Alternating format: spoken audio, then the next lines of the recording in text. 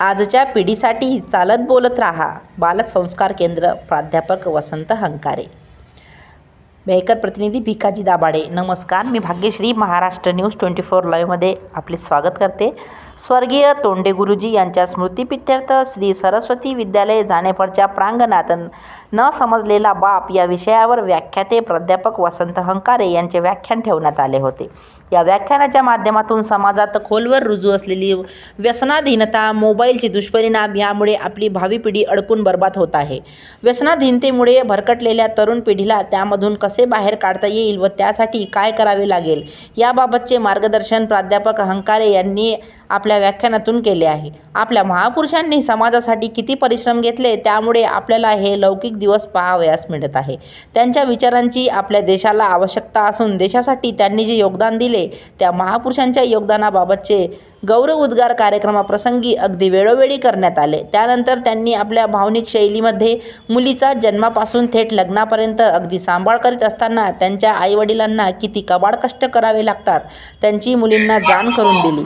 तसेच समाजातील कोवड्या वयातील मुलीवर नराधमाकडून बलात्कार केला जातो, त्या अत्याचाराला बळी पडतात. कोवड्या व निरागस मुलीवर होणाऱ्या अत्याचाराचा आरसा समाजाला दाखविला आणि या अत्याचाराला जबाबदार हीच भरकटलेली पिढी आहे असा सवालही त्यांनी उपस्थित केला.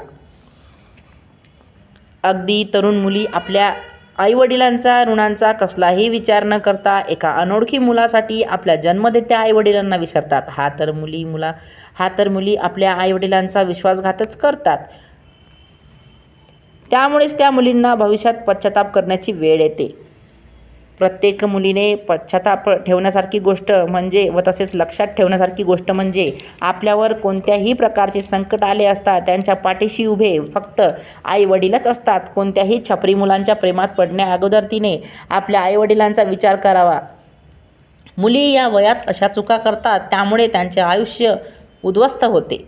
जेव्हा या विषयाशी प्राध्यापक हंकारे यांनी हात घातला तेव्हा अक्षरशः मुलीच्या व पालकांच्या डोळ्यातून अश्रूंचा बांध फुटला.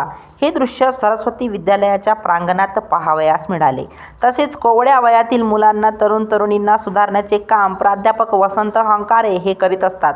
त्यामुळेच त्यांना चालते बोलते बालसंस्कार केंद्र चालवित असल्याबाबतची उपमा देणे काही वावगे ठरणार नाही.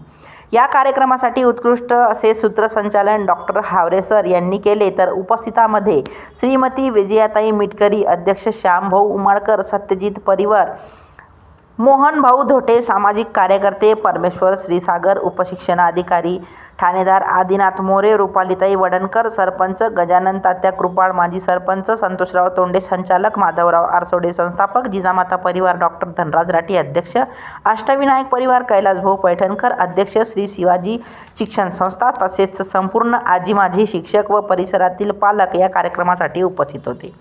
महाराष्ट्र न्यूज 24 लाईव्ह प्रतिनिधी भिकाजी दाभाडे तसेच मी भाग्यश्री यांच्यासह आपली रजा घेते. भेटूया पुढील बातमी सत्रात. नमस्कार.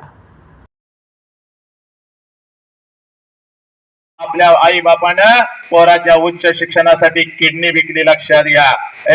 आणि तो बाप मी सांगायला आलोय. त्यामुळं मला ऊन लागतंय, रुमाल काढला, हे काढलं. कधी रविवारची मला पप्पा सुट्टी आहे, आज तुम्ही शेतात काम करता, आज दिवसभर मी तुमच्या डोक्यावरती छत्री धरणार आहे, असं कुठल्या वाघानं केलेलं आहे का? केलं असेल तर आत्ता मी त्याच्या पाया पडतो. इथं आपल्या बाप आपला शेतात उन्हात तापत असताना कुठल्या लेकीनं छत्री धरली का? नाही. रविवारचं घरी बसता पण बाप काम करत असतो. त्यामुळं उगाच पाणी काढ, पी, मला लई त्रास झाला, मला चालत नाही. जर कोणाला खरंच चक्कर येते, त्रास होतो असं असेल तर बोट वर करायचं, शिक्षक संबंधित तुमच्यापर्यंत येतील. आलं लक्षात? चला, आवाज कमी केलायच रे. प्रत्येक श्वास एकच द्या. चला आता माणूस घडवूया.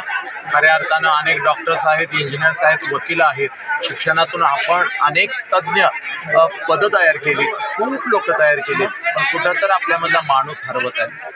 आईबाप हेच खरं आपलं दैवत आहे. राष्ट्र, धर्म, आपले महामानव यांचे विचार, इथून कुठं तर मुलं त्यांचं दुर्लक्ष होत होतं आणि ते पुन्हा एकदा सगळ्यांच्या काळजामध्ये आपला आईबाप जागा झाला पाहिजे. राष्ट्र, धर्म, महामानवांचे विचार जागे झाले पाहिजे. त्यासाठी आजचा हा कार्यक्रम होता.